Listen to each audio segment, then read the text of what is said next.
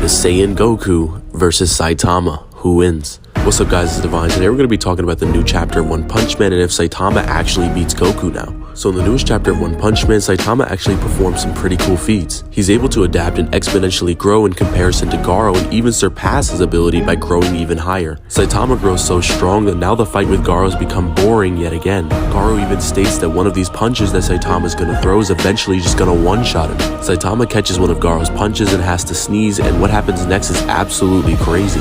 His sneeze was so powerful that it was able to impact Jupiter and almost destroy it. Garo's now shitting his pants and wants to get back to Earth as fast as possible.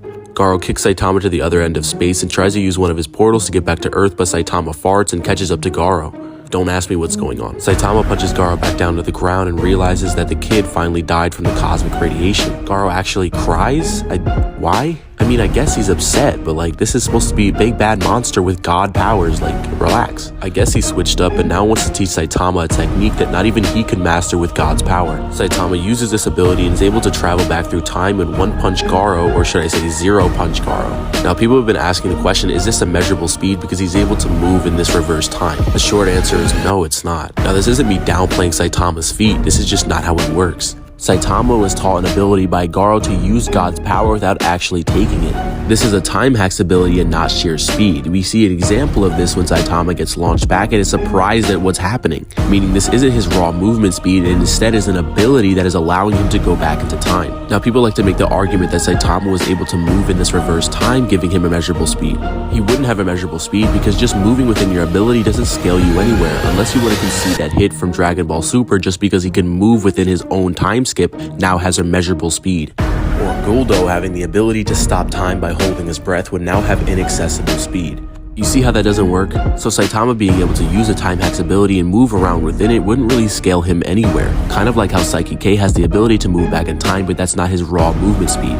Now, for those that say it's not consistent that Saitama has time hacks and rather it's just raw strength, Saitama has limitless growth potential, meaning he can exponentially grow and gain new abilities. For example, in his fight with Boros, he had to hold his breath all the way back down to the planet, but in his fight with Garo on Jupiter, he was fine. So realistically, he would scale to galaxy level with MFTL speeds with time hacks. Hello everyone, it's Kazi and I'm here to explain the Goku side of this argument. The Grand Kai world is stated to be a comparable size to heaven, with heaven being a universal size construct. With what you have to understand about this is that space is 99.99999% empty space. If we have a planet the same size as this, but it's filled with mass, you can understand why it's most impressive that Kid Buu was going to destroy this entire thing. The energy required to do this would be octillions of times universal. With Goku being 400 times weaker than this, this would still make Goku 2 septillion times universal in base form. And going over the fact that Goku was able to traverse through hell, which has been calculated at 4.38 quadrillions of times faster than light, which again he did in base form. So yeah, overall, Goku would still be slamming Saitama any day of the week, and it's not even close. Alright guys, I'm out.